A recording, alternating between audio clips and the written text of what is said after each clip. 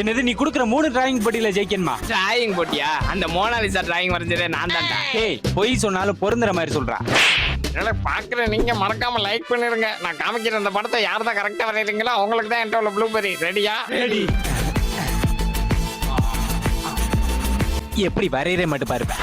ஆஹா அவ்வளவு பெர்ஃபெக்ட்டா இருக்கே. ஐயோ பயங்கரமா வரைஞ்சிட்டான் போலயே. ஆகா அப்படியே இருக்காரே தளபதி. இந்த மாதிரிலாம் நடக்கணும் தெரிஞ்சுதாண்டா இதுக்கு ஆல்ரெடி அடித்தளம் போட்டு வச்சிருந்தேன். வாவ் இத தளபதி பக்கத்துல வச்சா எது தளபதி எது ஆர்ட்னே கண்டுபிடிக்க முடியாது. ஃபினிஷ்.